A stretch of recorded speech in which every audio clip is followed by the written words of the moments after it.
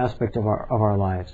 It's probably something that just dominates our lives because we're constantly doing it. In fact, we probably make wudu more than we even use the washroom. You're constantly making wudu, thinking about whether you have wudu, refreshing your wudu, and so it's a very, very dominant theme within our life.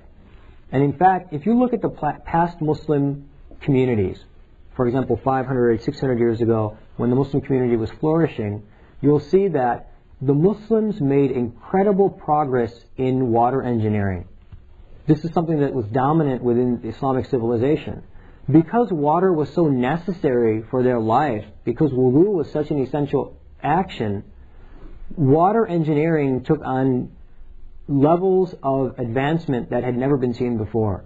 So ideas of having a central water source, being able to pump water to various places, all of these different advancements that occurred in water engineering, so many of them occurred in our previous Islamic civilizations due to the need of wudu. And this actually highlights a very, very dominant theme within science in the Muslim world. In this day and age, science is basically done for two reasons. One, for the military purposes, in order to, create havoc and destroy and warfare. And the second is consumerism. Scientists will try to create something because it will be the next billion-dollar drug, for example, right? Create the newest drug through scientific means because that will be a billion-dollar drug. Or create the internet, which was done in the 70s by the military, in order to create a decentralized means of communication, so that if there was an attack, you wouldn't be able to knock out all modes of communication. It's so decentralized that it would still stand on its feet in case of an attack. So these are the driving things, or the driving themes of science in our day and age. But during the Islamic civilization, and to this day, the Islamic scientists, their driving theme is the deen. When the Muslim scientists of the past would involve themselves in science, would come up with different tenets of science, when they advanced science, it was always secondary to the deen. For example, we need water to make wudu. So then this whole concept of purification of water, storage of water, passing water to various villages, all of this science of water engineering developed secondary to the need of fulfilling a command of Allah subhanahu wa ta'ala. Similarly, in the case of physics, when people determined how to make a clock and how to match that to the timings of the sun and all that, the Muslims made the first clock, that was all based on the fact that they needed something to tell them the prayer times, some way of standardizing the prayer times. So this was their dominating, driving force that allowed them to develop the clock.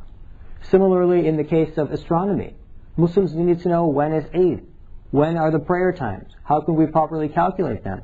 And so that was the dominating and driving force within the development of Islamic astronomy. So our view on the world is always through the deen. And this is how Islamic scientists developed their tenets and developed and advanced science during the time when our civilization was at its peak.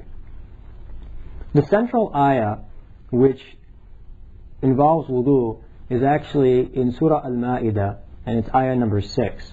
And I recited it at the very beginning. Ya ayyuhalladhina amanu, O you who believe, إِذَا قُمْتُمْ إِلَى الصَّلَاةِ, when you stand for salah, فَاغْسِلُوا وُجُوهَكُمْ, wash your faces, وَأَيْدِيَكُمْ إِلَى الْمَرَافِقِ, and wash your hands to your elbows, وَامْسَحُوا بِرُؤُوسِكُمْ, and wipe your heads, وَأَرْجُلَكُمْ إِلَى الْكَعْبَيْنِ, and wash your feet up to your ankles. So in this particular ayah, the tenets of wudu are being established, the act of wudu is being established, and the actions within wudu are being listed. And we're going to talk about it in more detail shortly. Now you should understand that wudu is a means of attaining purification from a state of ritual impurity. And so you need to understand this concept of ritual impurity. Basically, our bodies are pure. And it's sort of like your internal body, because your external body could have some najasa on it, and then you have to purify it in a different way. But your internal body is essentially pure.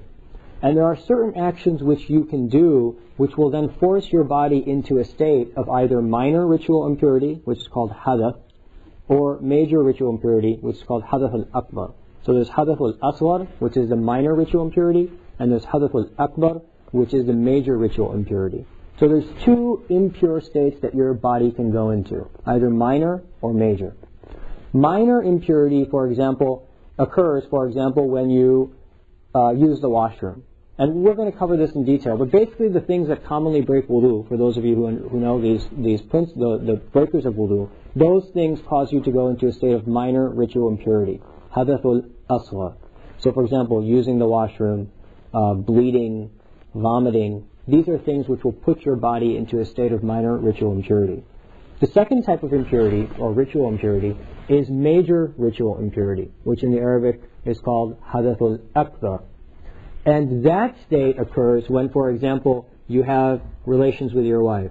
So if the two private parts meet each other and the male private part becomes hidden in the female private part, then you enter a new state, which is a state of impurity called hadathul akbar, major ritual impurity.